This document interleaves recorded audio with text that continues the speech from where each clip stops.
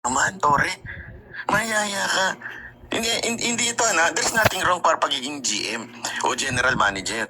Pero sobrang malayo yan sa dati mong posisyon na PNP chief. Doon nga lang sa, sa bago mo maging posisyon ng PNP chief, mas mataas pa yun. Ito, tandaan niyo ha, ang MMDA, Metro Manila lang yan. Walang MMDA sa Cebu. Wala. Kaya nga Metro Manila Development Authority. Sa Metro Manila lang yan. Sakop lang yan Metro Manila. Kasi hindi ka pa pala chairman. General manager ka pa pala. Sa to talagang downgrade ang ginawa sa'yo ni Marcos. Kung ako sa'yo, huwag ka nang pumayag. Mag-resign ka na lang. Pamira ka, may yaya ka naman sa balat. Ganun ka ba talaga kakapal? Sa bagay. Sasabihin ko sana may yaya sa balat niya, pero talaga naman, tingnan mo yung balat niya. Gago! Ay, naku ka, Tore. Sorry Kamali pa pala ako doon. Press Officer Secretary Claire Castro po mag-anunsyo dito po bagong posisyon ni Torre na nananatiling miyembro ng PNP at holder ng 4 na estrella o pinakamataas na titulo ranggo o titulo sa pambansang pulisya. Magugunitan si Torre ay inalis po bilang PNP chief noong Agosto makaraan ng 3 buwang panunungkulan. Naku po, grabe.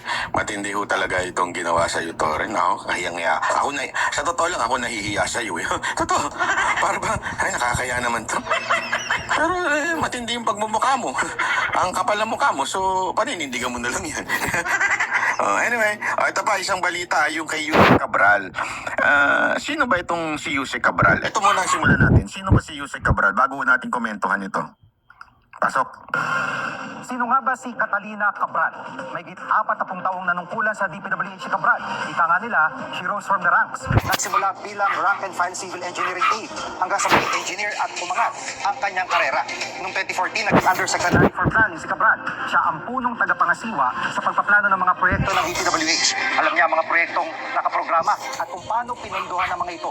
Sa lawak ng kanyang kaalaman sa kalakaran sa DPWH, hindi katakatakang nadawit siya sa flood control scam. Sa salaysay ni dating DPWH Yusek Bernardo, isa si Cabral sa mga opisyal na sangkot umano sa kickback scheme sa flood control projects. Sa pagharap ni Cabral sa mga pagdinig ng Senado noong Setyembre, inusisa ang papel niya sa budget insertions. May aligasyon kasing nakipag-ugnayan si Cabral sa ilang mambabatas para tanungin kung may priority project silang gustong ipasama sa budget ng DPWH. Pero tinanggi ni Cabral ang aligasyon. Si Cabral din ang nagpaliwanag tungkol sa allocables na sinasabing bagong pork barrel. Ayon sa kanya, budget ceiling lang daw ang allocables para sa bawat distrito na nakabase sa isang formula na kakaunti lang sa DPWH ang nakakala. Mga kapatid, Jiggy Manikan po, pagdating sa mahalagang balita sa loob at labas ng bansa, dapat una sa lahat, mag-follow at mag-subscribe na sa social media pages ng News 5. Naku po. So, ayan nga ho, para bagang ito yung middleman, parang ganun. Pero in this case, woman, siya yung middleman between the DPWH and kung sino man yung kumikickback, yung nakakatanggap ng allocable.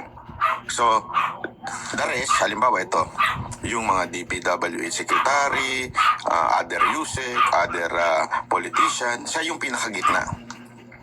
Kaya napaka-importante ng papel nito ni Cabral. Pag ito, yung nawala, malaking bagay. Tulad nga ng nangyari ngayon. Kasi imaginin mo, pag nabiyak yung gitna, sino na ang magiging connect lahat na yun? Hindi naman, alam nyo naman ang katkungan sa Pilipinas. Diba? Hindi naman direktang nakikipag-usap. Kaya kalokohan yung sinasabi ng iba na direktang nakikipag-usap daw. Oo, meron instances, halimbawa talaga magkaibigan ng dalawang politiko at halimbawa ay politiko talaga yung pero merong gumagalaw sa baba. Yun yung middleman. Halimbawa, kunwari lang, head ng, bakit sasabihin iba, bakit hindi yung secretary? Siyempre, pag secretary ang gumalaw, una-una, hindi naman niya kabisado yung kalakaran pagdating sa kung paano yung nakawan sa baba. Nagigets yung ibig ko sabihin. Kasi, halimbawa, kung ikaw gagawa ka ng katarantaduhan, hindi naman yung pinuno ang lalapit sa, ito pengi ko, pengi.